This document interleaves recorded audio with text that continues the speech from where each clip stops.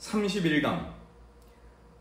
오늘 새벽 1시 5분쯤 강원도 춘천시 강촌 민박촌 모 펜션에서 불이 나 건물 전체를 태우고 1시간여 만에 진화되었습니다. 오늘 화재로 30살 이모 씨가 연기에 질식해 숨지고 현재 10여 명이 병원으로 옮겨져 치료를 받고 있습니다.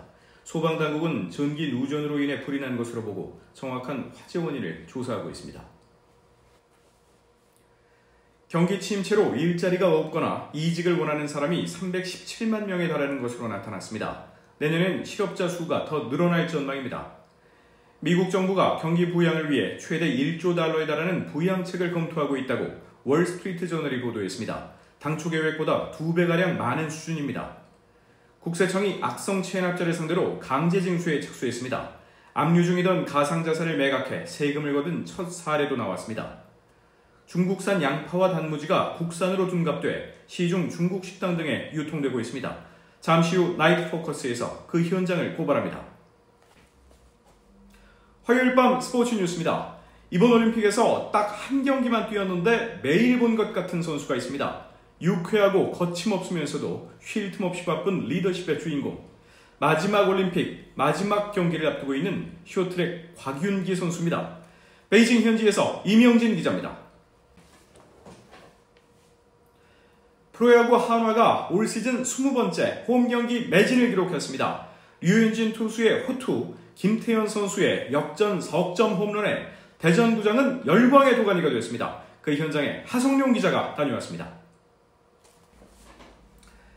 울산 5개 구군의 올해 주요 현안과 핵심 정책을 살펴보는 신년 기획보도, 오늘은 마지막 순서로 동구편입니다. 동구는 올해 조선업 일손 부족 문제를 해결하는 데 행정력을 집중하고 체류형 관광 산업 육성에도 본격적으로 나설 계획입니다. 최위지 기자가 보도합니다. 지난해 울산 지역의 백화점 매출이 전년 대비 늘었지만 국내 5대 백화점 70개 매장 중에서 매출 순위는 내려간 것으로 나타났습니다. 업계에 따르면 지난해 현대백화점 울산점의 매출은 4,389억 원으로 전년 대비 5.9% 증가했으나 국내 전체 백화점 매출 순위는 전년 대비 2단계 하락한 26위를 기록했습니다. 롯데백화점 울산점의 매출은 전년 대비 7.5% 증가한 2,756억 원으로 전체 순위는 전년 대비 한 계단 내려간 44위를 기록했습니다. 부산고법 울산제1형사부는 현대중공업 물적 분할을 막기 위해 주주총회장을 점거하고 기물을 파손한 혐의로 기소된 현대중공업 전 노조지부장 A씨에 대한 항소심에서 원심대로 징역 1년 6개월에 집행유예 3년을 선고했습니다. 또 현대중공업 노조 현 지부장 등 7명에 대해서도 원심과 같이 징역 4에서 6개월에 집행유예 2년 등을 선고했습니다. 이들은 지난 2019년 5월 31일 현대중공업이 대우조선해양 인수를 위한 법인 분할 안건 등을 위해 임시주주총회를 소집하자 이를 막기 위해 총회 예정 장소를 점거하고 내부 기물을 파손한 혐의로 재판에 넘겨졌습니다.